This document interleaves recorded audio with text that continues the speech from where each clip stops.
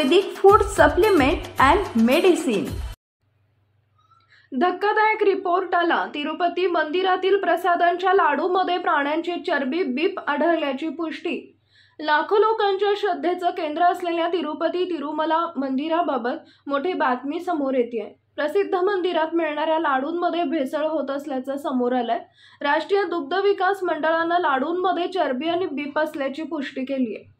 राष्ट्रीय दुग्ध विकास मंडळाच्या अहवालात खळबळजनक खुलासे करण्यात आले।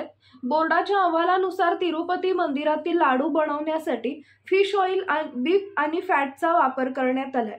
आश्चर्याची बाब म्हणजे हे लाडू केवळ प्रसाद म्हणून भक्तांमध्येच वाटले जात नव्हते, तर हे लाडू प्रसाद म्हणून देवालाही अर्पण केले जात होते।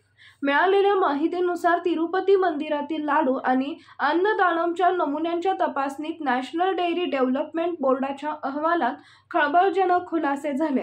दुसरीकडे तिरुपती मंदिरात प्रसाद म्हणून दिल्या जाणाऱ्या लाडूवरून आंध्र प्रदेशात राजकीय वादळ उठलंय। मुख्यमंत्री एन चंद्राबाबू नायडू यांनी वाय.एस. जगनमोहन रेड्डी यांना कोंडीत पकडलं आणि आरोप केला की मागील वाय.एस.आर.सी.पी. सरकारनं तिरुमला इथं तिरुपती लाडू प्रसाद तयार करण्यासाठी तुपाऐवजी प्राण्यांची चरबी वापरली।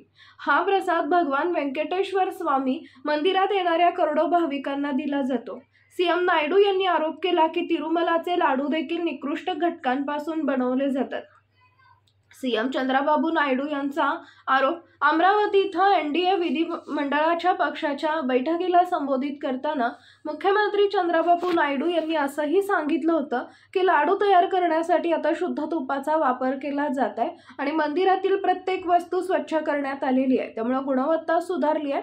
आंध्र प्रदेशचे IT मंत्री नारा लोकेश यांनी एक्सवर चंद्राबाबू नायडू यांची टिप्पणी शेअर करत जगनमोहन रेड्डी यांना या मुद्द्यावर लक्ष केलं आणि ते म्हणाले की वाय.एस.आर.सी.पी. सरकार भक्तांच्या धार्मिक भावनांचा आदर करू शकत नाही।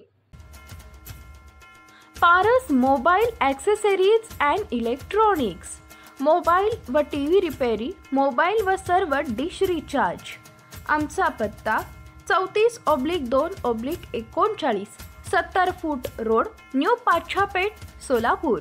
मोबाईल नंबर 774499 6658 आणि 954546 8473।